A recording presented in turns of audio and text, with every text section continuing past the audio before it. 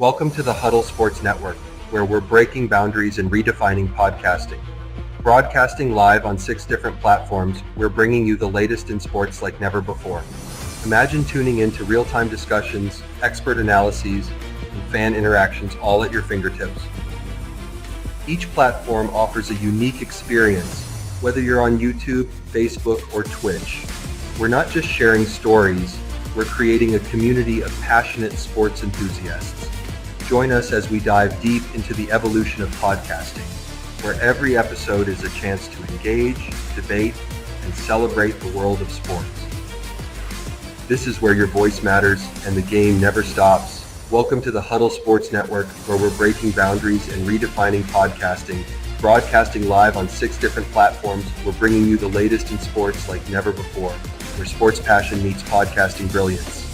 I'm Mike, the Bear fan, and alongside Bill, the Packer fan, and our buddy Ken Catalone, we're bringing you an incredible lineup of 38 diverse podcasters.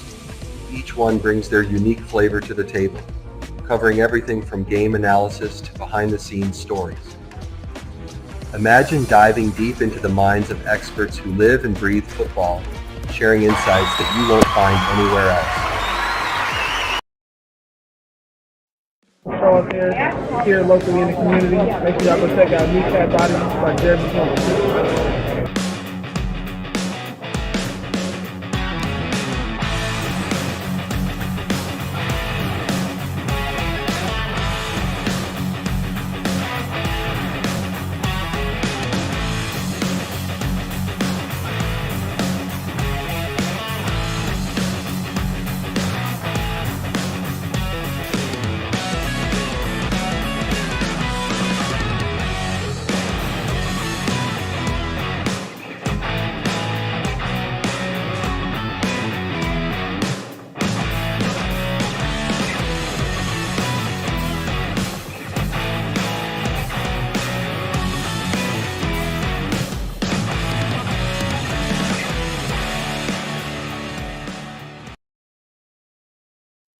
What's up, Lions fans? It is Lions Talk with Smoke and Jeremy B. I am here to talk a little Lions versus Packers since the game's tomorrow, because that's what this show should be based about. It's looking like all 4 of the guys we just signed are trending towards playing, according to Aaron Glenn's press conference yesterday. Mosley and Carlton Davis are back playing. So we have our entire complement of starters. In the secondary, we have the new additions that are going to be playing. I haven't seen very many guys actually throw for 350 yards. So I've been trolling Packers podcast like crazy, laughing my ass off. They are so mad. The Lions are a great team, and I love it. And think about this: whether we win or tie tomorrow, guess what? We have clinched our playoff berth. That is according to what I just saw released by the Lions. Detroit clinches a playoff berth with a Detroit win or tie, first and foremost. Atlanta loss or tie. Seattle, Arizona tie. Atlanta loss, Arizona loss, and then LA Rams loss. I hear you, Ken. That's where I'm at. Arizona loss, LA Rams loss, and a Philly win gets us in. Atlanta loss, Seattle loss, Philly win. Atlanta loss, Arizona loss, Philly win, and Detroit clinches a tie and strength of victory tiebreaker over Philly because they lost to Seattle. Everybody forgets that.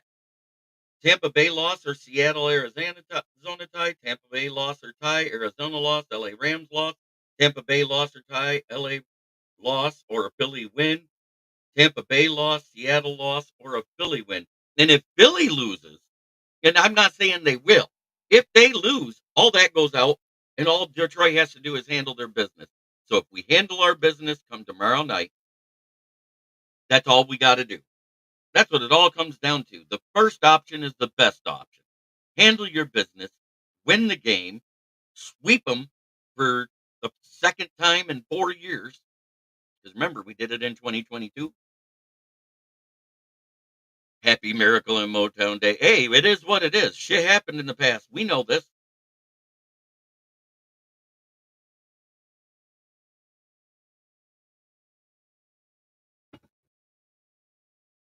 That was 2014, 10 years ago. We know.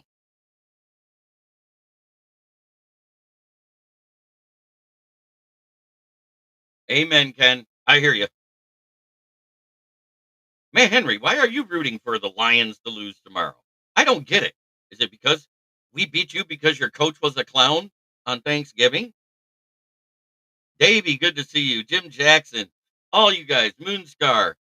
I'm happy to see all of you. Don't forget to hit a like on whatever platform you're watching on, because that helps the people that are hosting the show. I have two people hosting it on Twitter for me, and that's Rob Haskell and Ken Dobie, and I thank them both.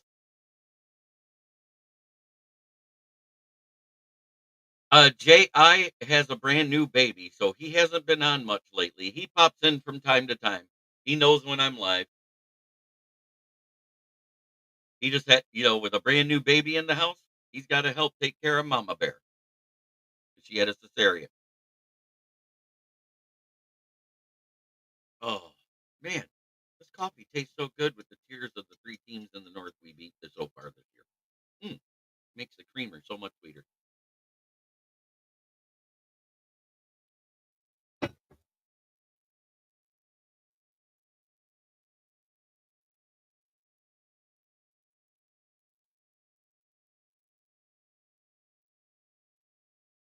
I will pass the message on for him, though.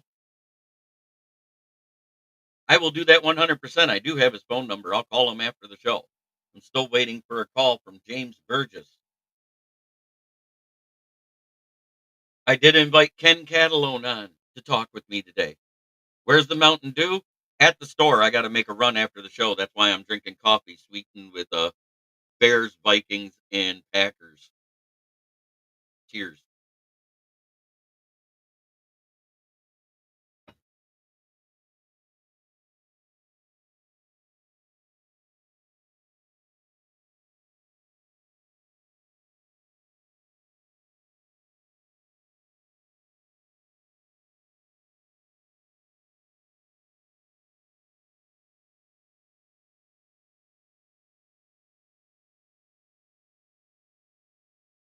So that being said, let's get into.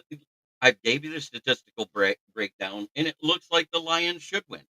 But again, this is a rivalry game, and I say, you know what you do with these stats? You throw them out the fucking window because it doesn't matter in rivalry games. Both teams seem to step up. Last year, we had three offensive. Yeah, I know. I hate it too. I ran out this morning. It's fine. I got coffee.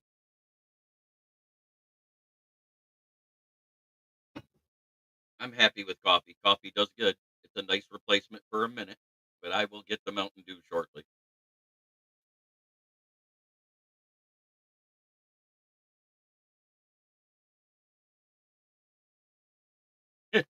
uh, Dorn likes to troll. That's what he does. He gives those takes. Dorn needs to go back out to the field and hunt by sound because he can't see anyways.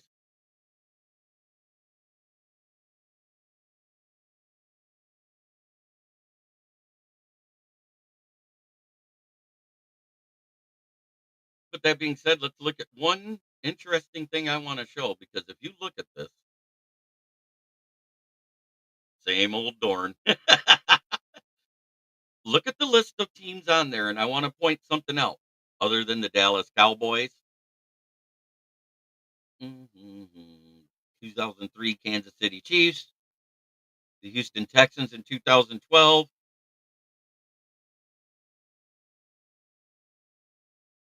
the Los Angeles Rams. Oh, they went to the Super Bowl that year. Kansas City Chiefs in 2020 went to the Super Bowl. Philadelphia Eagles in 2022 went to the Super Bowl. Nope, Dallas on there twice. They didn't go. San Francisco 49ers are on there twice, and both of those years they went. Atlanta Falcons in 2012. Yeah, they didn't go. Or did no, they did go. 2012 was the year they lost to Denver. Outside of the Detroit market, yes, the game is only on Prime.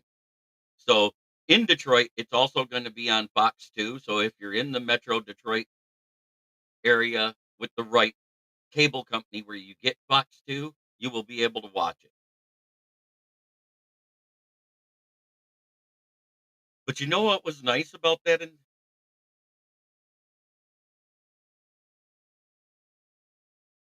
I think it's going to be a close game. I don't think we're scoring 30 points this game. That's just me. I think we're scoring like 20. If we win, it's going to be a 24-17 win is what I see. If they win, it's going to be 21-17.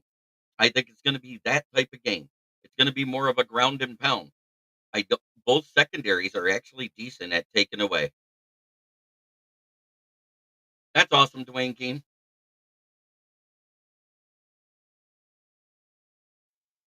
Oh, look at this. And here he comes. Oh, it's I, I don't know why my earbuds aren't picking this up. Just wanted to pop in and say, hey, man. Hey. I don't know why my earbuds aren't picking. I think Can you hear me okay? I hear you just fine. Okay. I think this is going to be like a 24-17 game if the Lions win. If the Lions lose, it'll be like a 21-17 game because both defenses are playing well. Do you agree with that assessment? Yeah. I want to pop in from the back of a cruise ship to let you know that the Lions are going to beat the snot out of the Green Bay Packers. Tell them. Good morning, Ken. This is what warm weather looks like. Oh, so it's the new Lions fan. Hey, he's even got the blue background. I know, isn't it great? Yeah, I will say though that does look pretty cool. It's beautiful. I just want to pop in and say, hey, I missed Ken and Ken because I was still sleeping until the cruise director woke me up with their stupid announcement. So I know, Matt Henry. I do have to ask. So with getting the 4 predictions throughout the season wrong so far, Ken Dovey, how do you feel? Khalil Herbert won't be traded. I feel like I'm on a cruise ship, and I'm going to be lounging on the Lido deck, enjoying it. That's what I feel like. Good. Matt Eberflus won't be fired in season if they lose to the Lions. That was another one. All I can say on that is I had 105 years of history to back me up. But you also said Poles love Flus, and there was a report that came out that said that Flus didn't. Well, I also said unless he lost the locker. I also said unless he lost the locker room. I said unless he's lost the locker room, which apparently he did after the game. So right. It's all fun and games. We reported it from Bears beat writers about him losing the locker room like 5 weeks ago after the Washington game. Yep. I think the JJ speech at the end of the Lions game was it, and that was the big sign that everyone finally got to see. But you know what? I'm on a cruise ship. I just want to say hey to y'all. Enjoy. I'm going back to vacation. I'll see you guys next week. Enjoy your vacation. We'll see you next week. I hope your wife goes through surgery fine Monday, and we'll see you Tuesday, bud. Yeah, thanks. Yeah, we'll do. Yeah, she's sleeping right now. She'd be mad at me if she knew I hopped on. Hey, that's the best time to take advantage of it. Yeah. Have a great day, sir. I'll see you guys soon. We'll see you. Trying to back out of this. You're okay. I got you. I was going to boot him out. But he got it at the last second. He was trying to make sure he didn't. Because on a phone, it orientates it different. And the go live is at the bottom, right by the back arrow. So if you hit it wrong, you end the show. So we've all known this because it's happened before. Every single one of us at one point or another in our history of doing this has accidentally ended a show. Hey, I like the way that they changed everything now, so it's almost impossible to do it now. Right? Except on a phone. Except on a phone. A phone is the one that hasn't changed. Mm-hmm. Hey, just in, Adam Schefter reported that Matt Eberflus finally called a timeout. So, did you see that picture of Caleb Williams? When you lose, you get the ref's cob. Before I go any further, I got one more funny one for you. Thank you to the teams for participated in No Win November in the Giants, Bears, Jaguars, and Raiders. Oh, the sad thing is half the teams, you're not really surprised but the Jaguars and Bears, you figured they would have snuck out something. I know. And for 6 weeks in a row now, they've found a way to lose, even though they've been a second half team against everybody. Hey, there's a reason why losing in the last 30 seconds of a game is now known as bearing it. That's the new bear down in the NFL. Steve Bauer, good to see you. That being said, I am placing an order for anybody that doesn't live in my immediate area. It's it's $10 more. It's $75 if you want a custom jersey of your choice for any team. I'm going to be placing the order either Monday night or Tuesday morning. So if anybody wants to do it, contact me by email and I will place the order. Because if we get 5 more, we get expedited shipping. And there's a slim chance we'll have it just before or right after Christmas, Oh, no shit. even though we're ordering in December. Isn't that great? Mm-hmm. Right now I have, let's see, 2 for JI, 1 for our contest winner in Moonscar Blade. He tied Sarah with 41 wins, and because he put the points total every week for Monday Night Football, he won by default because Sarah skipped 2 weeks. Oh. That has to hurt. Yep. And she goes, I demand a recount until I win. I said, well, if you'd have did the Monday Night Football total points like I said every week as the tiebreaker, you might have won. Mm-hmm. And it was the same for everybody else. They weren't doing the Monday Night Football totals. Mm-hmm. Have we ever seen Everflus and Dobie at the same time? No. And he does have that same gray beard. I mean, it's pretty Phil Jackson like. Flus is the next Phil Jackson right there. Oh, the things we've heard that he's been wrong about. Oh, hey, at least we don't ever have to hear that comparison ever again. Never. But I will say, I don't know if this works out well. I went back and looked at every interim head coach that's ever been made. This is the first time that an interim coordinator of any type has been made the interim head coach. That doesn't surprise me because I was thinking that. I didn't look it up, but I could not remember an instance of it. And Moonscar Blade replies, and I told JB it pays to read the instruction. Yes, it does. You were one of 3 fans that did it every week. Just the other 2 fans, they were nowhere close. One had 37 wins and one had 36.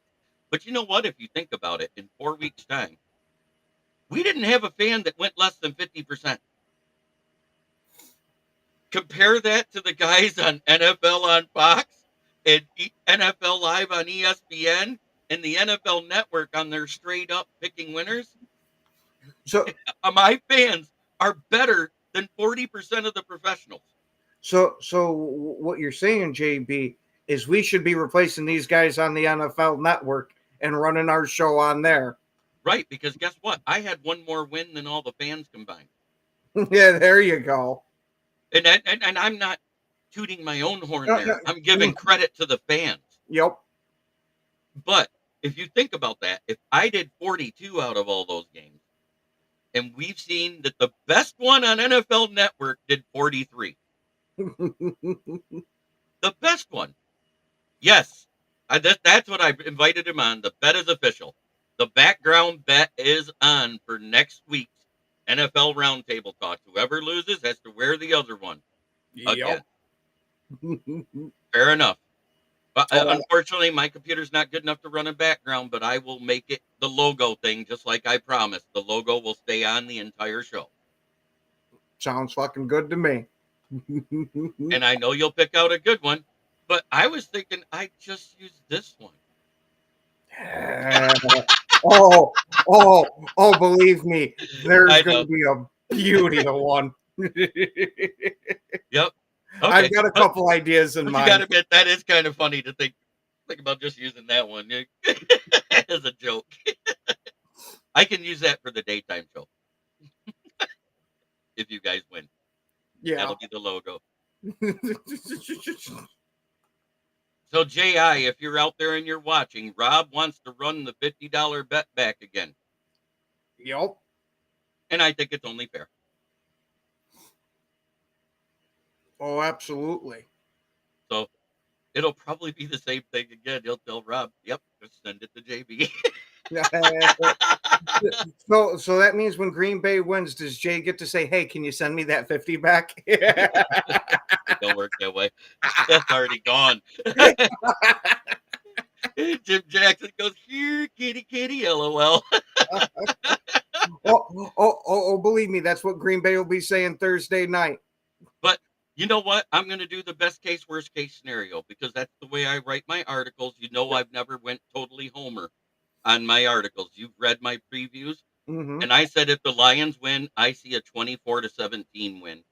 If the Packers win, I see a 21-17 win. Because neither defenses gives up a lot of points. Yep. So, and we scored 24-14 the last time in their house, and they're a better team than that. They added 3 points per game on their average, which is how I came up with 17 and a loss.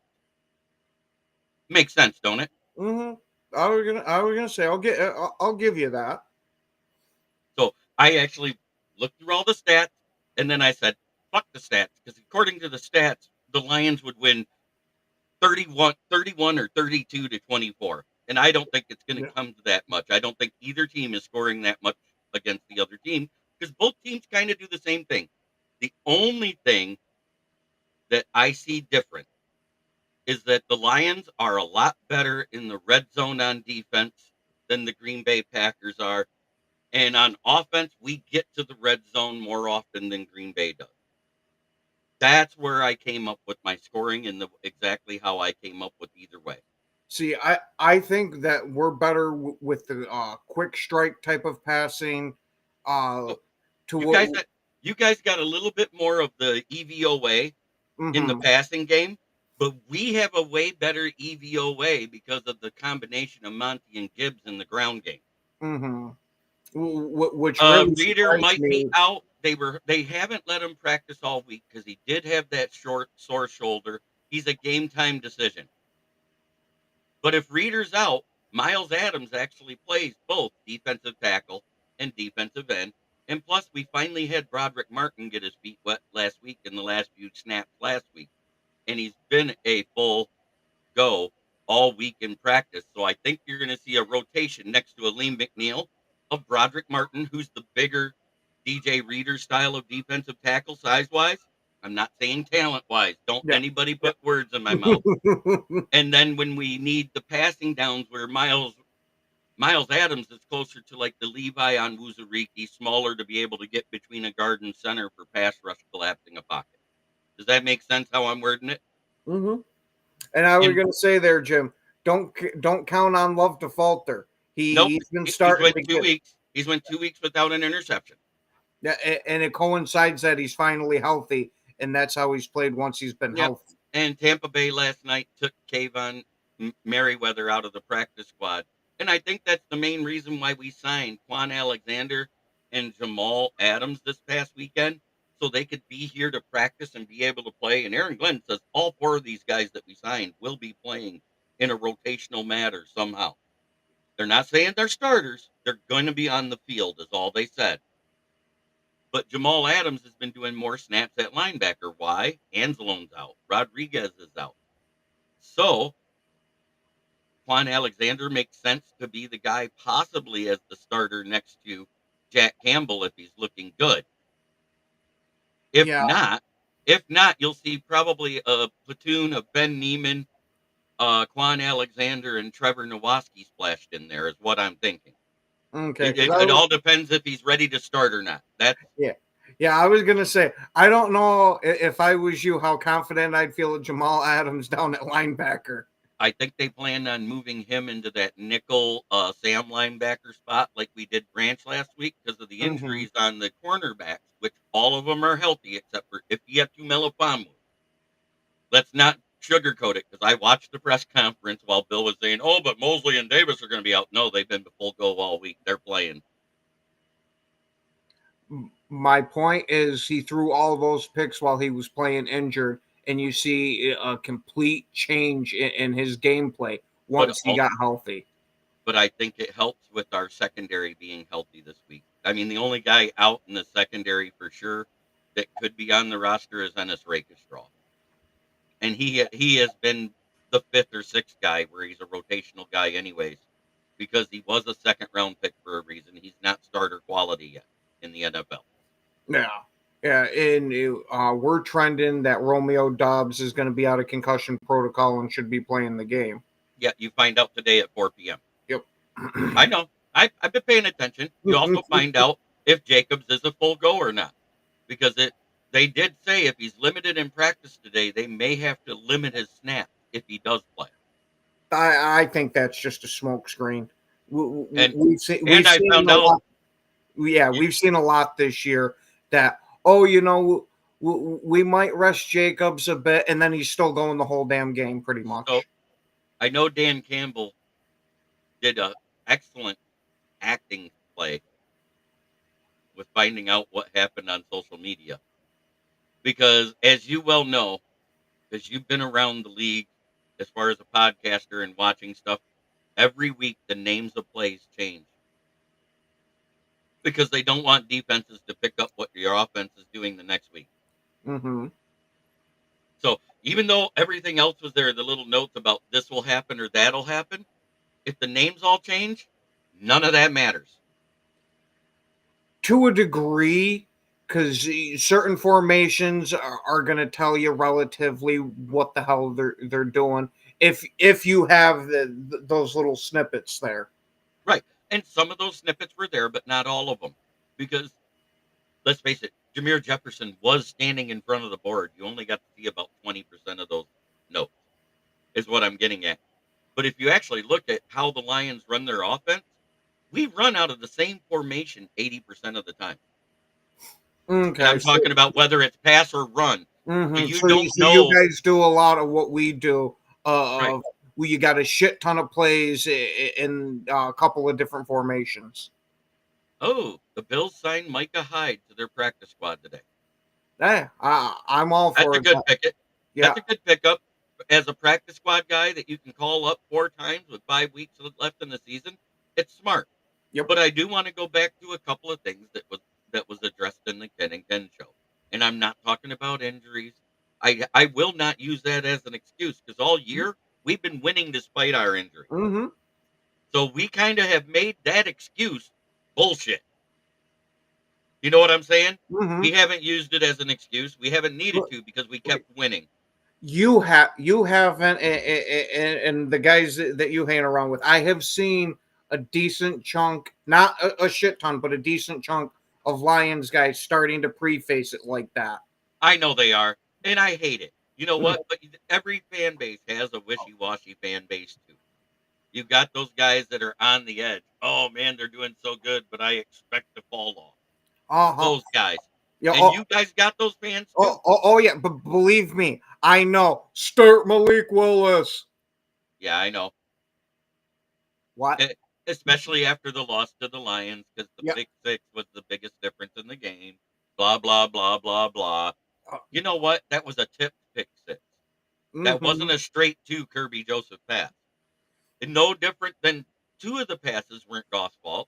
And you really can't take an interception at the end of either a half of either sort when it's a Hail Mary. You really can't put that on the quarterback either, because those are only successful 20% of the time unless your name is Aaron Rodgers. I'm not wrong. No. But the 2 picks, 100%, they were bad passes. I admit it. So I admit where he had faults. I admit it 100%. But I'm not going to fault on great defensive play. When a guy tips the ball in the air and it bounces around to 8 different guys before it goes to a linebacker, that's not on the quarterback. Yeah, just like when your quarterback puts it perfectly in the receiver's hands and the receiver, and it goes to a defender. That shit, or they get hit. Shouldn't count as an interception against the quarterback. Or the person that gets that perfect helmet hit on the ball and it pops out of their hands as they catch it too. Yeah, all of that stuff. But at the same time, if you look at what we did to Jacobs last time, And he was running good up till that point. Don't shoot the messenger. We stuffed Jacobs that game too. He put up 90 yards on you in the first quarter, and but after that we shut him down, and he didn't get any more. Is what I'm getting at. You guys tried to run, and you couldn't, so you had to go pass. Is what I was talking about. After that first quarter, we said, "Okay, guys, we can't let him do this anymore." yeah, a lot of that too was starting to be where LaFleur falls into calling away from the runs. That you're going to get stopped at every so often, but he saw a few stops in a row and goes, "Oh shit, I got to just go pass happy now." Like, dude, it was working. Give it a little bit. The defenders get paid too. Yep, that's it. The defenders get paid to do their job. Yep. And we finally clamped down, and thank God, because I was looking like for the first time since the Carolina Panthers game when Chuba Hubbard and Donta Foreman ran all over us, that we were going to give up a 100-yard rusher again. That's still a stat for the Lions that a lot of people forget. We have not given up a 100-yard rusher since that game, and that was in 2022. Well, I'm going to predict that comes to an end Thursday. You're hoping. I know. You're hoping. I'm a little more than hoping. I'm seeing it with how Jacobs has been playing. Now, it might not. I don't know. Maybe he won't get 100 yards on the ground, but he's going to have over 100 all-purpose. Oh, we've had over 100 all-purpose. I'm talking about on the ground specifically. Okay. I'm not talking about receiving yards. None of that, because that don't matter. Because if what's funny is DeAndre Swift had the chance to have well over 100 yards on that 70-yard screenplay, and it gets called back because of the hands to the face on Liam McNeil. And then what's funny is the play the play after that penalty when Keenan Allen had his long pass into the end zone. Did you see what the guy who replaced Broderick Jones did at left tackle to Zadarius Smith? He literally was on top of him, holding on the ground. He goes to get up before Caleb passed the ball. He pushed him back down. That's supposed to be holding. That's ridiculous. That was missed. Uh-huh. Also, what Tariq Stevenson did to J-Mo on the sidelines. That was missed. That should have been a penalty on the Bears, not on J-Mo, because that was, you know what I'm saying? If it was seen. Yeah, but you know it's always the guy that retaliates is the one that gets caught. Only reason why I'm saying this is because he did two moves. He tripped him and he swung at him, but because J-Mo was falling, he missed. Mm-hmm. So if the ref saw that, he'd have been over there quicker, and you might not have even seen J-Mo throw the ball. You see what I'm getting at here? There's a whole plethora of things, and CBS refused to show that replay. They just showed the replay of J-Mo hitting him right in his cocksucker with the football. My favorite part of the whole thing, what's your receivers coach? Randall L? Antoine Randall L. Where he just turns over and looking at him like the pissed off father and gives him the point. Right. And and J-Mo was trying to plead his case. And he told him, shut the fuck up, I don't care. But he didn't see it. But that's why Dan Campbell, after reviewing everything, when he came out for the presser, that's why he reacted the way he did about it. J-Mo apologized for getting the penalty, and we're good with it. He owned up to it. And that's fine.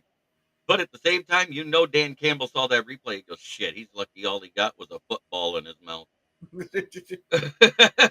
Well, I mean, the size difference between them, I don't think it would have worked out for J-Mo.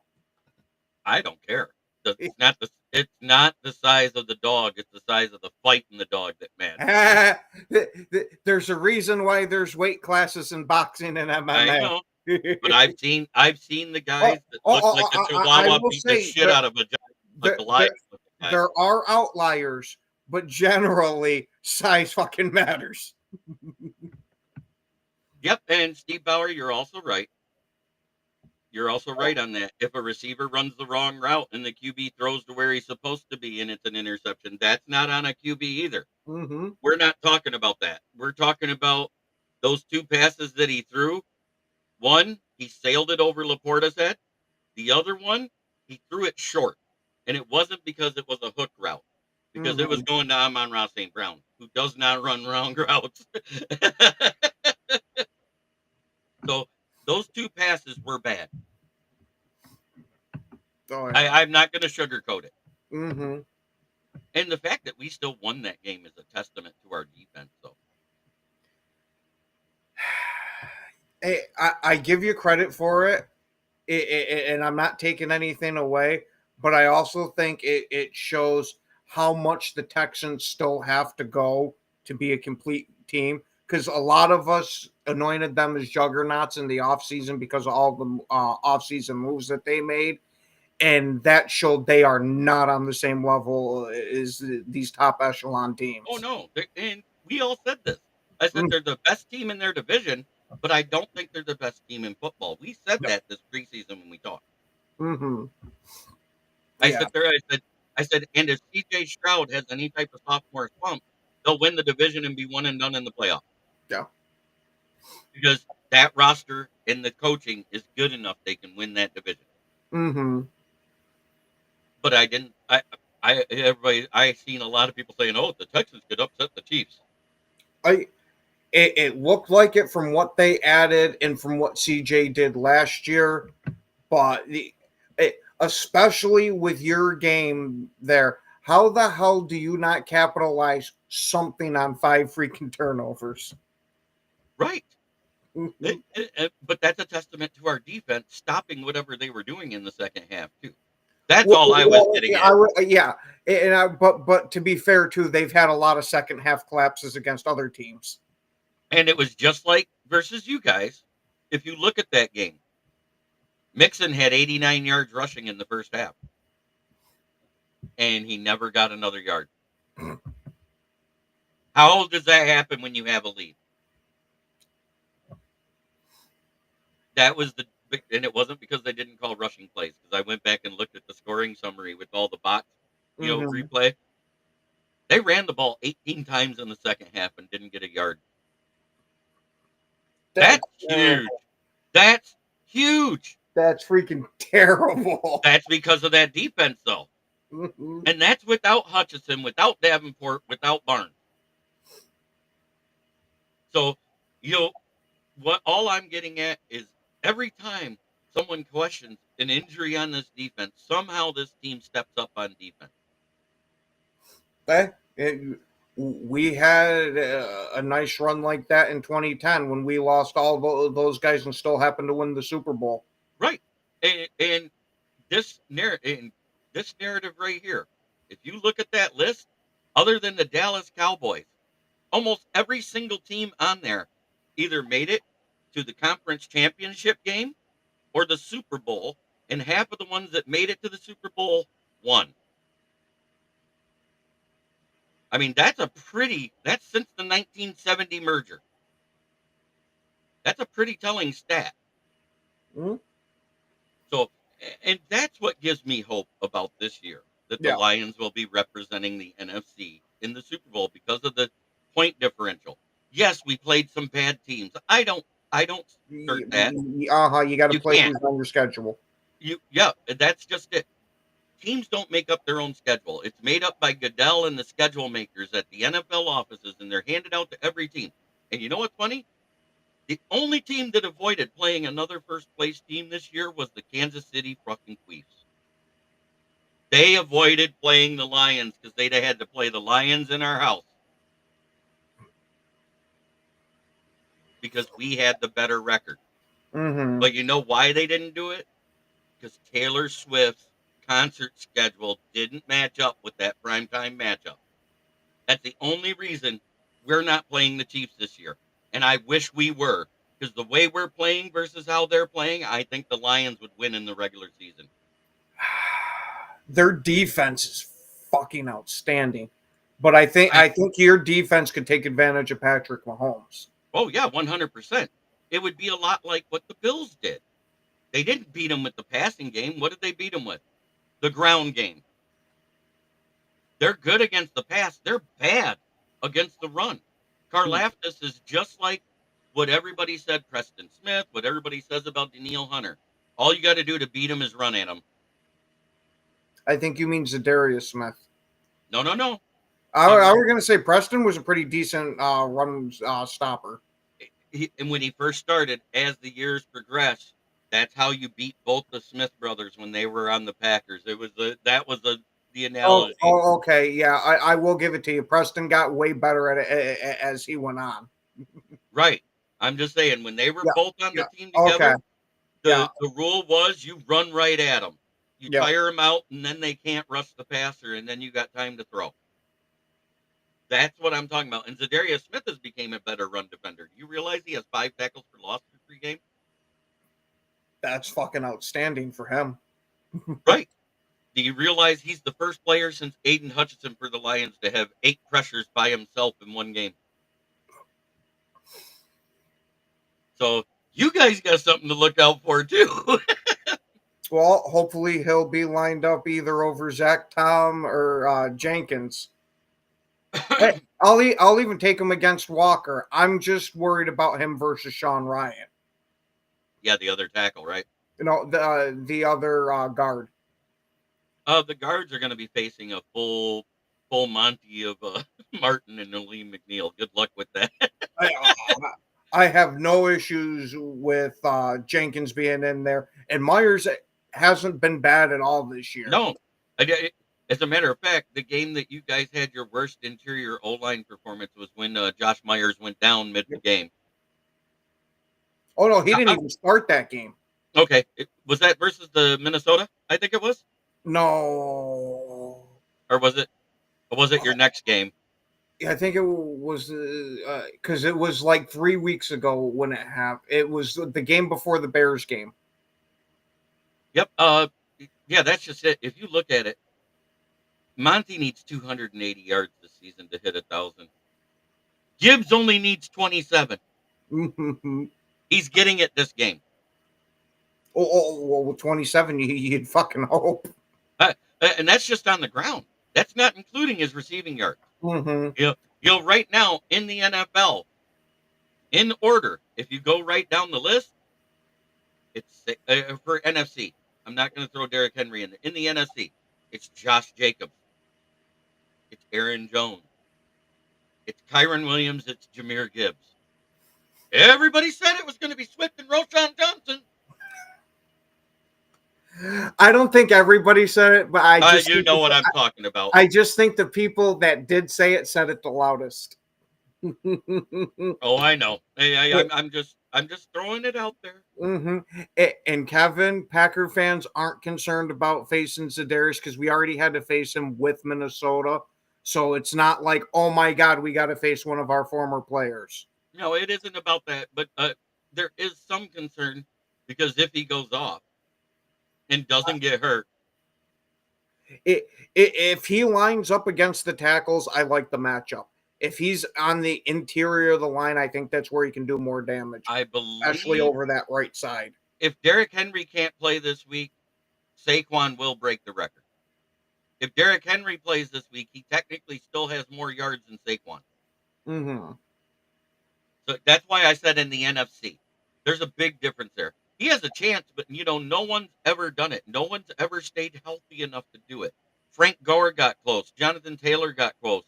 Derrick Henry got close.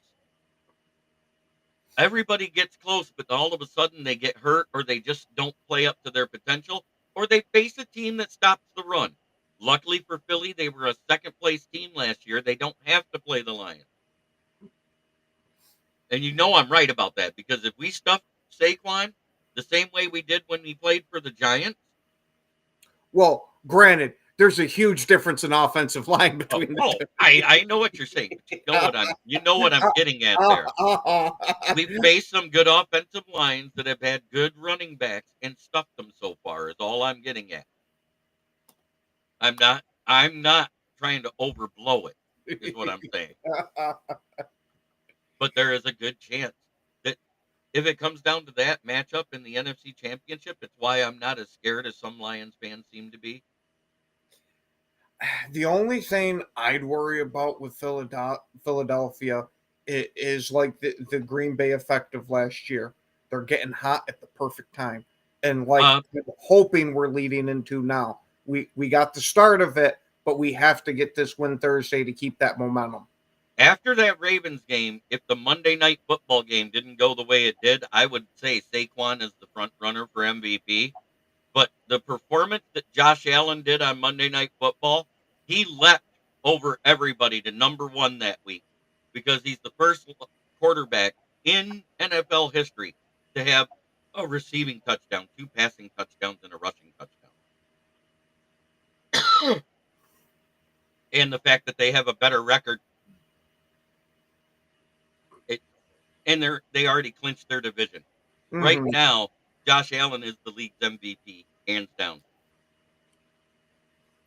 If the voting was right now. Yeah. See, if Josh Allen didn't put that Superman cape on, I think it'd be easy to give it to Saquon. Right. Or Derrick Henry even. Yeah, yeah. Oh, absolutely. Because let's face it, Lamar in all the losses is absolute dog shit. For this year, I would say that the Lions are a good team, and you are Super Bowl worthy. But do they want it to revert to SOL? Of course they do. Yeah, but you have to be able to keep this team intact. Otherwise, it can come crashing down a lot faster than you assume. And that's what I love about how they structured these contracts. We still got a crap ton of cap space next year to work with to keep some people to get here that are core pieces to move forward. The guys we have to think about replacing now is Taylor Decker, who's 32, can't stay on the field. The other guys we got to think about replacing, Z Smith is great. He's 31, turning 32 years old. But we eventually have to draft his replacement to learn behind him. Because we got him for 2 seasons minimum. This is the year that I think at the back end of the draft, because it's top heavy with O-line, but there's nobody that trumps the talent of the quarterbacks, the corners, the edge players in offensive line play this year. And I think all of that stuff's going to go early, including a bunch of really good wide receivers. Yep. And Xavier Restrepo is another one that nobody talks about. The kid's almost 6 foot tall. He weighs 215, and he's been tearing it up for Miami this season. That kid probably played himself to a first-round pick. So, that being said, you don't have to do anything with Z's contract. We really have to see if Hutchinson is actually going to be like his trainer said, where he could possibly be back for the playoff, or if he's not going to be back till next season. Because there are all sorts of things that can happen in rehab to set a player back that pushes that time clock back for when he can come back. I love the fact he's trending to being back by the second week of the playoffs, according to his doctor. That's amazing. But it was that clean of a break where that can happen. Because we heard that right after it happened, how clean the break was, and the fact they got to it right away, that he might be able to be back for the playoffs. We heard that right away, but they only gave it a 55% chance. But the fact he's walking without crutches and jumping in a pool already. Yeah, see, I didn't hear that it was the playoffs. I heard that it was the Super Bowl. It got bumped up to the playoffs because of his recovery so far. Okay. And I said with the titanium rods, the rods that were put in his leg over each bone in the calf there, he's now Wolverine and he's healing like him. Come on, that's funny and you know it. Seeing how he graduated from the University of Michigan, it makes sense.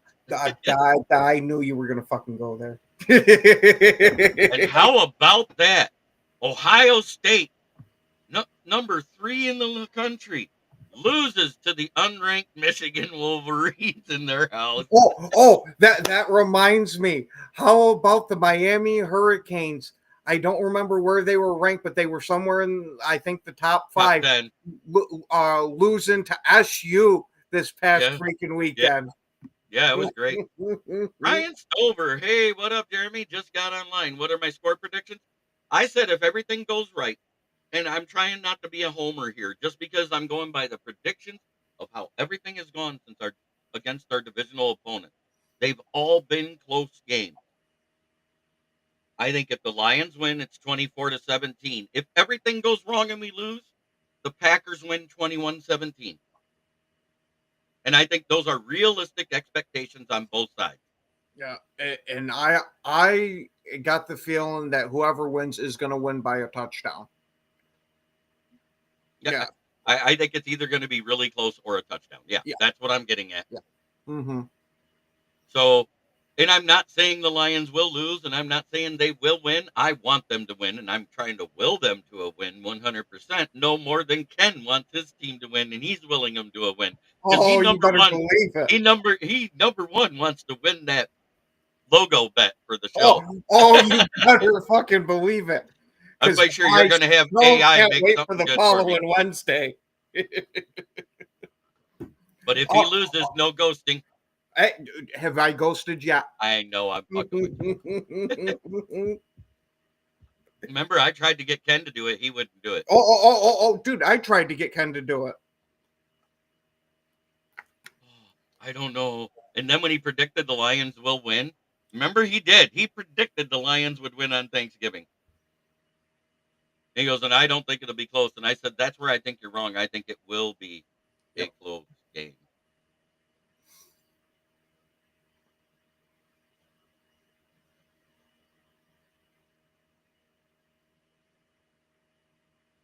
Am I going to the game? No, I will be watching it from home. I can't afford Yep. Thanksgiving Day games. Those things are redonkulous, and it doesn't matter if it's in Green Bay or if it's in Detroit. You know, it's a primetime matchup. Primetime games all are priced the same. Yep. Sideline seats are 1,500 apiece. The nosebleeds are 500. No, thank you. Yeah, and Kevin, I live in upstate New York. I ain't driving. Oh, I know it's 13 hours to Green Bay from here. So about 10, maybe 12 hours with all the tolls and getting up north into Detroit. Mm-hmm. Yeah, it's no different. You know, the difference is you stay on the expressway longer, which is why it doesn't seem that long to get to Green Bay. I've tried explaining this to people. I said, it's not the expressway driving that's different. It's once you get off the expressway that's different. Yeah.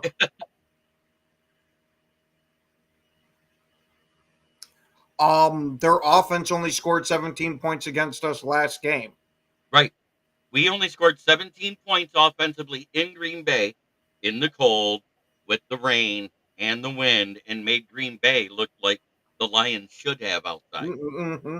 Dude, I hope and pray to God as soon as that game ended, LaFleur walked right up to the equipment manager, gave him a couple of slaps in the mouth. Right. I mean, right now, the second level, if I remember right, the second level Lions tickets right now, when it's an 8-game season, not this year's a 9, it does go up. It fluctuates with the extra home game. Mm-hmm. I think my friend said he paid 2,500 for a second level season seat. Man, that's freaking rough. But just like the Packers right now, the wait list is like 15 to 20 years for Detroit, and it's 30 years for Green Bay season tickets Oh, right now. it's north of 30. Right. I think whatever team scores 24 or more wins. That's how good these defenses have been playing against each other. Yep. It,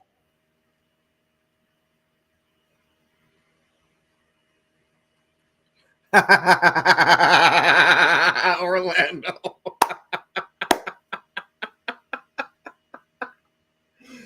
How bad do you want them Super Bowl tickets? I saw what you did for a Klondike bar. I believe you, Orlando.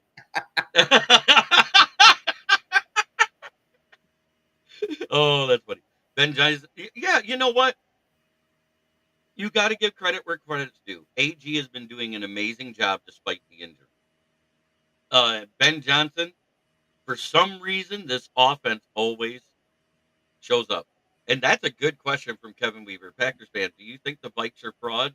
And you Yes. guys play the Vikes once more in mini? Yes, I 100% do. And I think unlike the other teams in our division, that have won close games in that, I think the Vikings have gotten lucky more times than not because Sam Darnold has had meltdowns in a decent amount of games recently, and they're just happening to luck out at the last bit. That luck's going to run out whether it's now during the regular season or once we get to the postseason.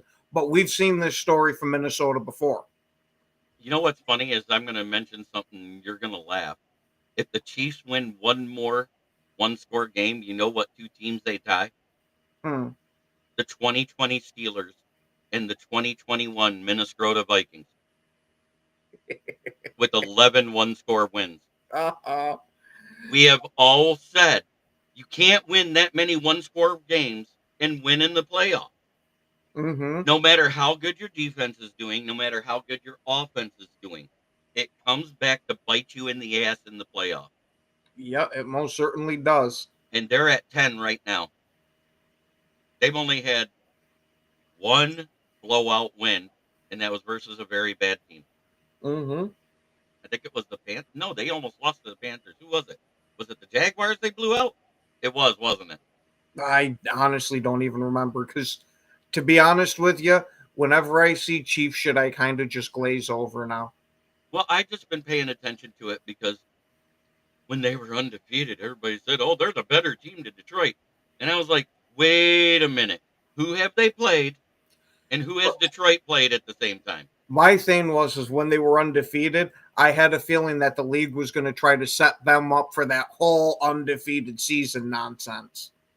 Josh Reynolds was medically waived by the Broncos. He has an injury. I don't think anybody's picking him up.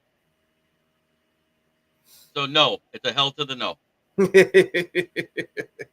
And that's not because I think Josh Reynolds is a bad player. But if you look at what Tim Patrick has done in the short time he's been here, he looks like a better receiver than Josh Reynolds on this roster.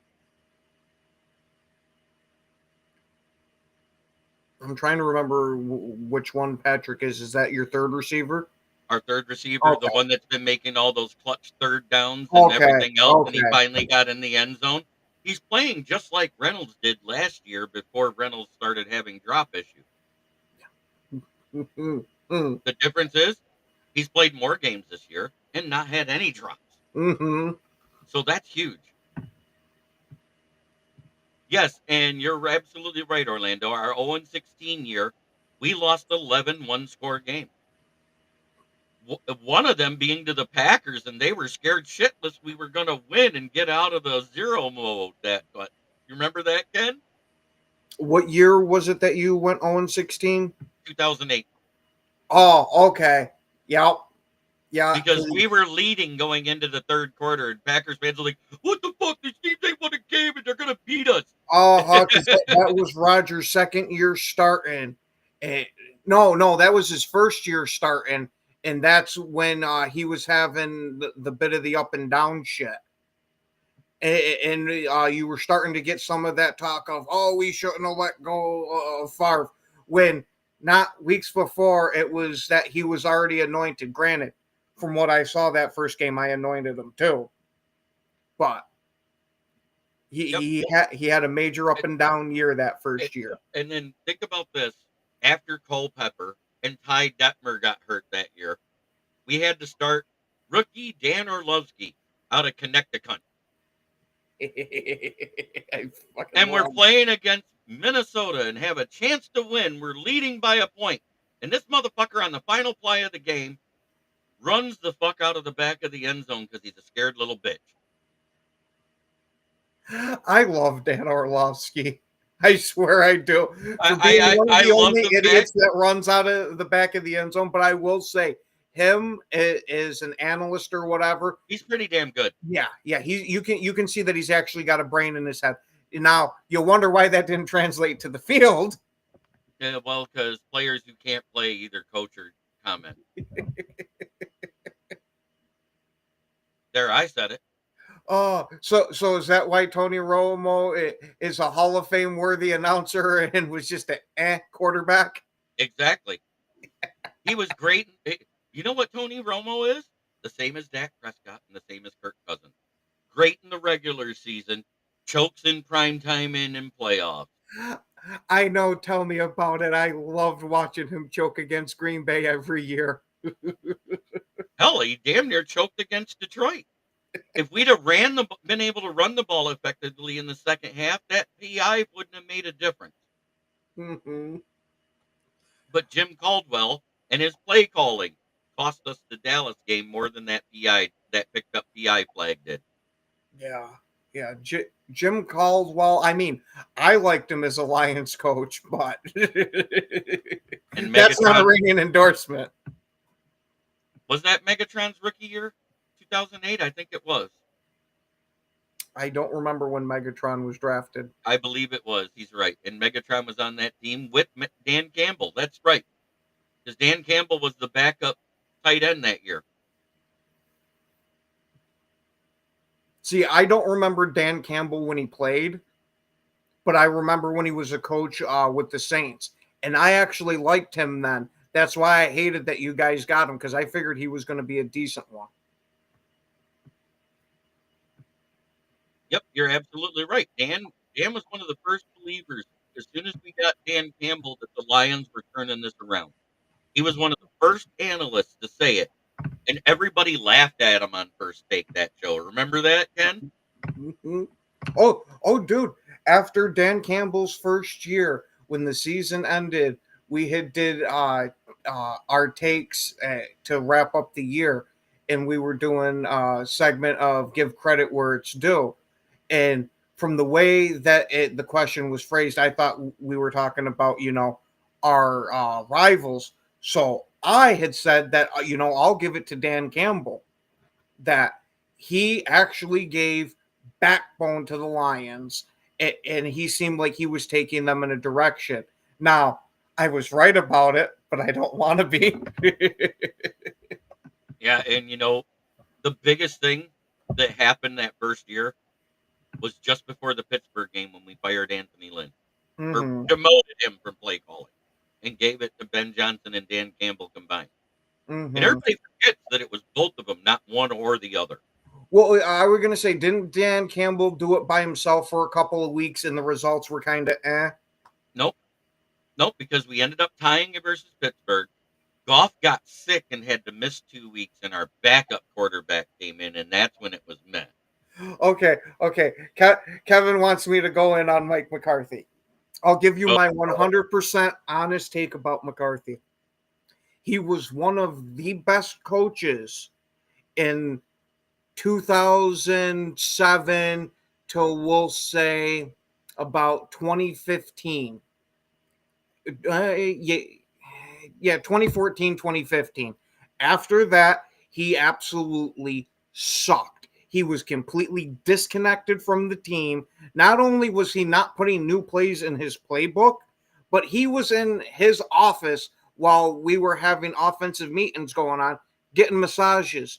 Like, what? You're supposed to be the head coach, and you're just leaving it up to all your assistant coaches, and you're damn near just going to take a nap? Are you kidding me? Was that the same massage therapist that took care of Deshaun Watson in Houston? Because the teams hire the same massage therapist across the league. That might make sense of why he was having the massages in his office. Amen. No cameras.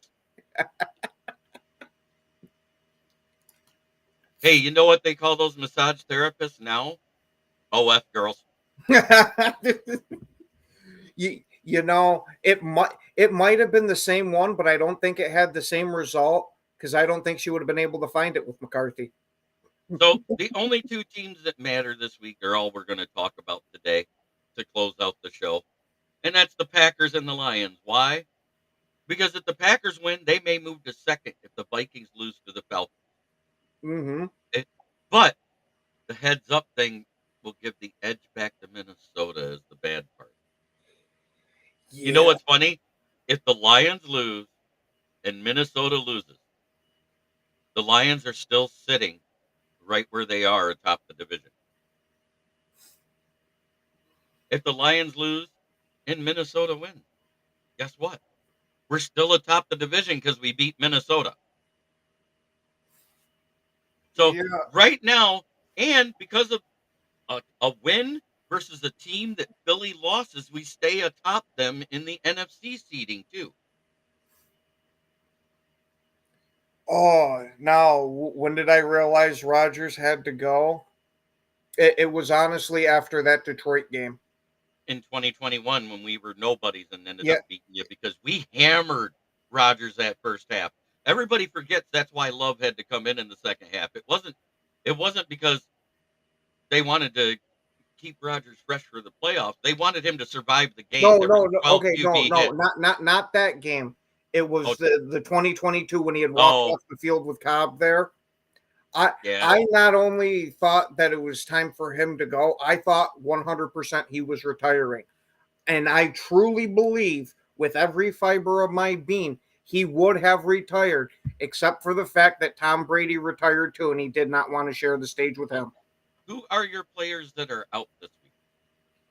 That was a question in Oh, the chat. yeah. I was gonna say nobody has been designated as completely out yet, but Edrin Nobody. Cooper, yeah, Edrin Cooper, that's Game. a major if. That's a game time decision because Yeah, he's been limited in practice all week. And as long as he's limited, your strength and conditioning it, coaches tend yeah, not to put people in. yeah, and Mosby, he's another game time decision with the concussion. And there was another one too. Jair Alexander is trending towards playing, but it's still Yes, not 100%. yeah. I was gonna say Jair and Romeo Dobbs, from what it looks like, they are going to be playing this game, And but it's Dobbs is if he definitely not clears a hundred concussion, percent. right? Huh? Dobbs is if he clears concussion today, he Yes, gets to play. yes, If he yes. doesn't clear concussion, that he's out automatically. Yep. What's up? And if you think about it, I do have one more to add. What is up with Jaquan Brisker's concussion? He has I not played since week 5. mm, I think he got a major concussion, and he's had multiple ones. I think it's the same thing that happened to him as what happened with Sam Shields. You remember when Green Bay had Sam Shields at corner, and that Hmm. one year he took a concussion like the second or third game and was gone the entire year because of it. Wasn't that versus Detroit? I honestly don't It was remember a who it long was. time ago. I know Yeah. that because you're talking about Sam Shields. Oh, But dude, I love Sam Shields. so the only reason why we say Kings of the North in this division is you win the division the year before. It has nothing to do with the history because every year, if the Bears won it, they got to call themselves Kings of the North. If the Vikings won it, they called the themselves the Kings of the the, North. the Vikings are the only ones and I'm not throwing shade when I say this, but they're the only ones I will legitimately let them say that too if they win the division because they've won a shit ton of division titles along with us. And then they've been to the Super Bowl 4 times with 0 Lombardis. I knew I'd make you giggle with that one. And that's why I call them Skullfuck.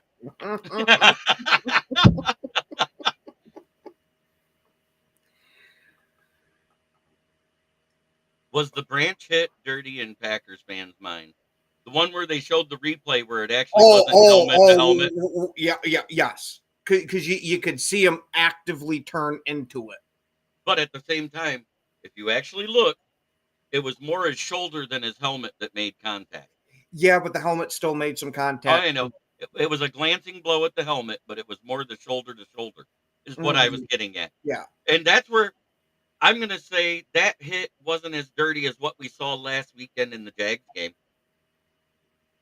Oh, Aziz Al-Shahir is the new Vontez Burfict of the NFL. mm-hmm. Do you agree with that 100%? Absolutely. Because when you saw that video I posted off of Instagram that showed all of his transgressions that he's been fined for, right? Mm-hmm. The one was the NFC Championship game between the 49ers and the Bucks when the Bucks beat him and he was trying to choke Tom Brady. Mm-hmm. Now, I was like, man, I'm glad the ref was standing right there because he was going to big show his ass.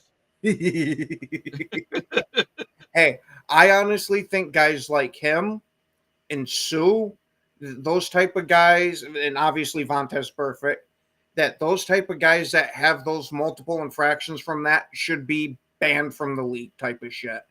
Hello, Joshua Dorr. But here we go. The Packers are in third right now. 9-3, correct? Yep.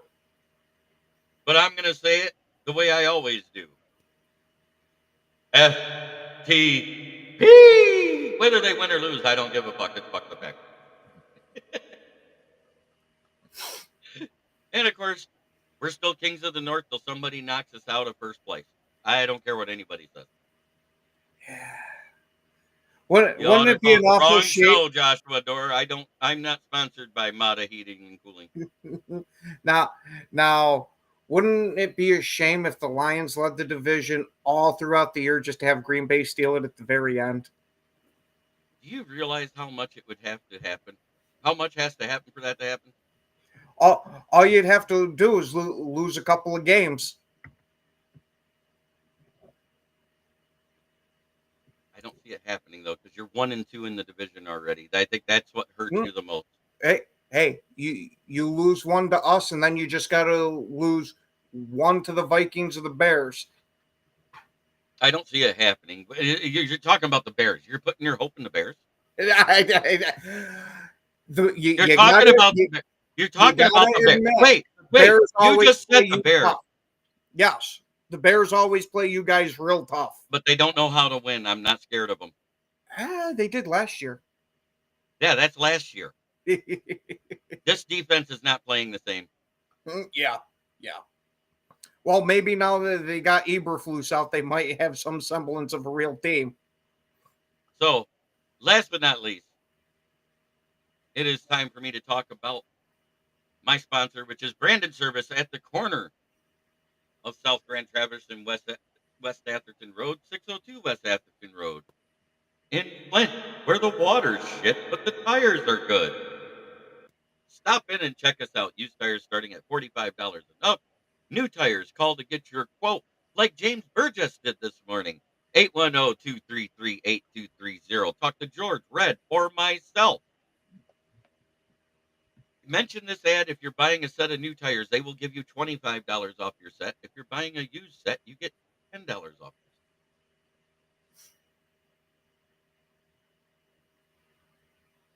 So I want to thank you, Ken, for coming on and being a realistic fan, not going homer.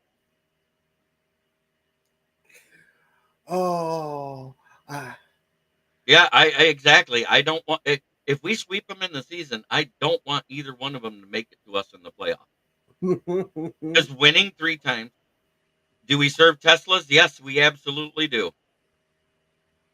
But at the same time, your tires are way more expensive. Because they are a C-rated tire for the extra weight of those batteries that nobody can tell me where they're going to dispose of them when they go bad.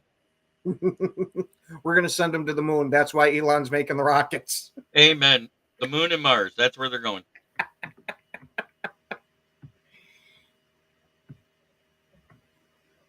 I just can't believe that, total defense, we're within 5 spots of each other right now. Does not surprise me. Scoring defense, we're in 2nd. You guys are in 8th. So, man, hey, you're welcome there, Fred. So, I know it got hacked by your Google Maps, right, Joshua?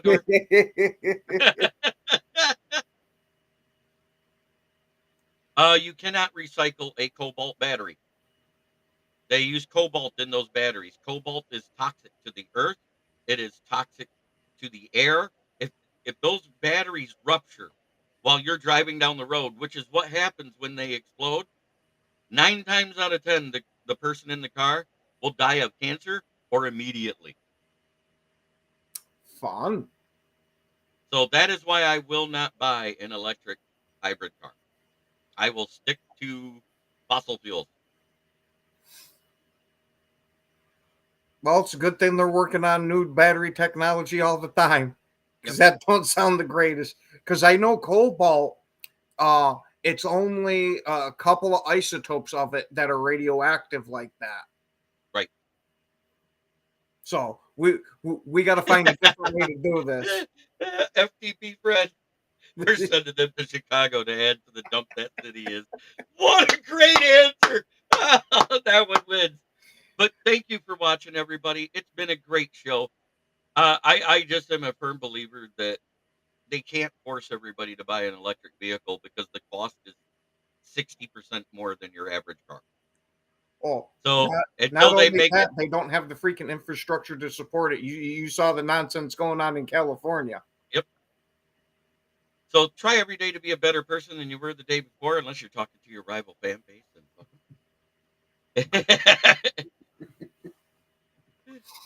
Have a great day, everybody. Enjoy your weekend and tune in tonight at 9 p.m. when Ken Catalone will be back with me, Smoking Jeremy B, with the NFL Roundtable Talks, and we will start the new Pick'ems contest. Make sure you put your picks in every weekend because you only did one. I know. The problem is I'd have too much fun while we're doing the show and completely forget to do it. But it is for a custom tumbler. The rest of the season, I'm going to add it all up at the end of the season. Whoever has the most wins, we are doing the custom tumblers. This is just a sample of one of the ones that Leonard made. That's the one he Oh made for no me to shit. take to the draft. But Mm-hmm. we can also do any of those logos that you saw that we have for our show. Those are all tumbler covers. So you could get yourself a skull fuck one and put the little Green Bay Packers logo on the other side. That'd be funny as hell, wouldn't it? See, now you're making me think we'd have to combine some of these. Yeah, I think it'd be great if we could make them all smaller and put them all on the same one. Either that or have Jordan Love with a baseball bat over a lion. I kind of want this one Oh shit, that is pretty cool.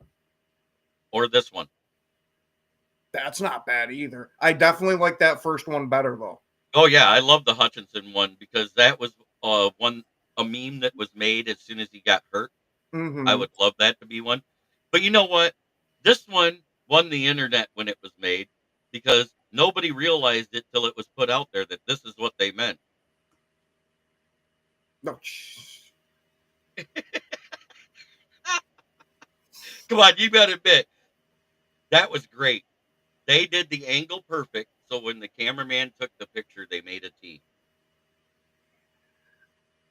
That was funny as hell. I'm sorry.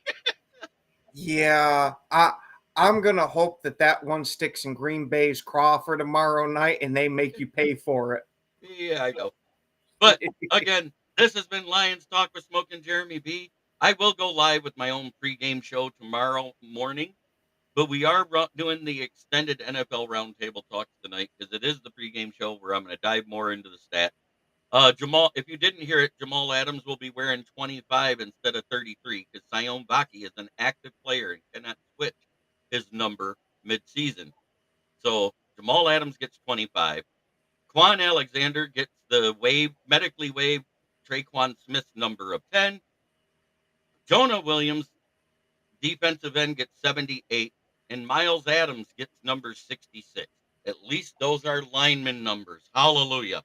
Oh, dude, I hate this new freaking numbering system that we've had the past couple of years. Agent Zero's at linebacker. Do you remember Zero used to only be for kickers? I honestly don't even remember a single zero player Zero was before that. designated for only kickers That's until the hilarious. 80s. I was like, man, what kicker would want to wear zero? You're going to make 0 field goals, motherfucker.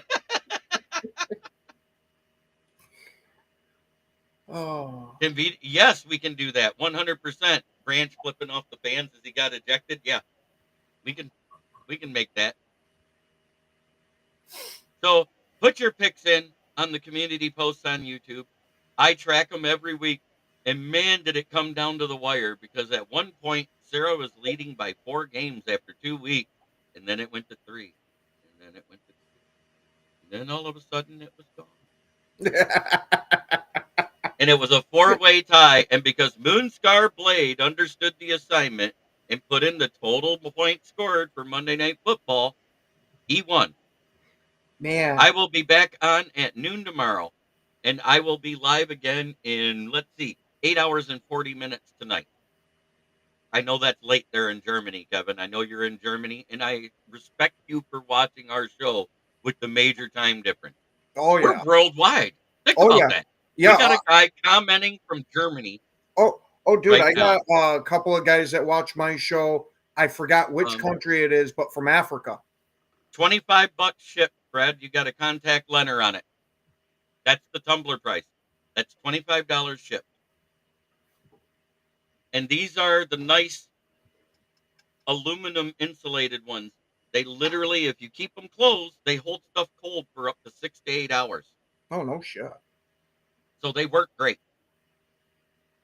You put 4 ice cubes in there, pour your beverage, and it'll sit and stay that way.